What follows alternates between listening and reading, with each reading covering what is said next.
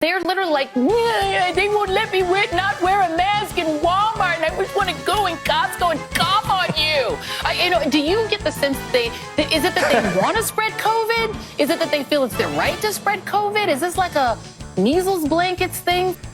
Welcome to this week's Wacky Moments of Leftist Extremism.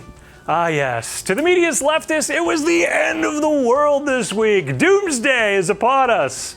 Why, you ask? Well, the lack of leftist accomplishments from the White House, they're piling up. The border's a mess, the economy stinks, food and gas prices are rising, the filibuster still stands, the Supreme Court remains unpacked, D.C. is still not a state, and their attempt to take over elections has stalled. The media just can't believe that their puppet Biden is failing. Pressures on the president from various constituencies.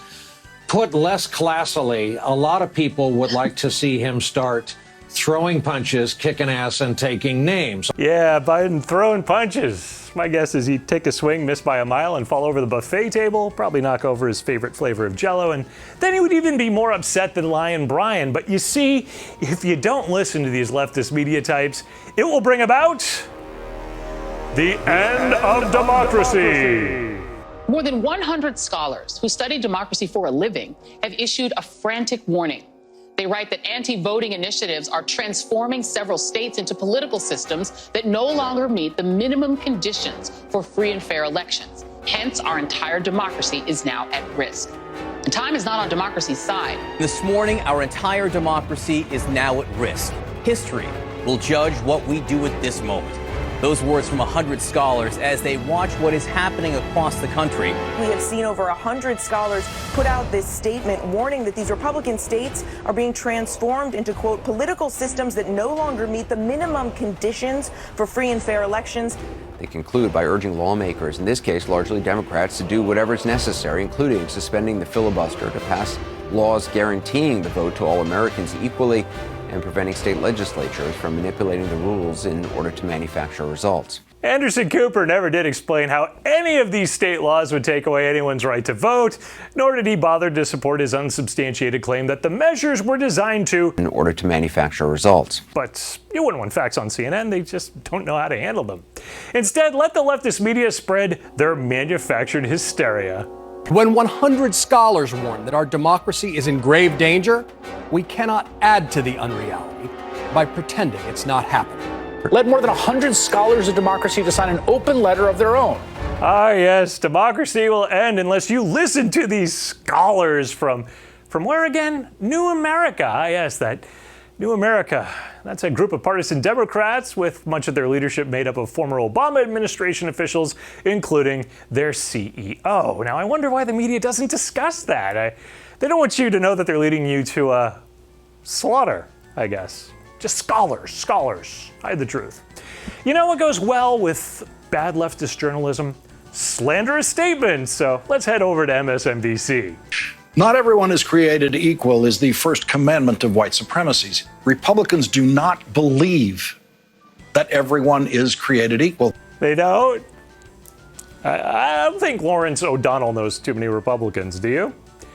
That unfettered spew of slanderous hatred brought to you by Allstate. Give them a call and let them know that their helping hands are filled with leftist crap.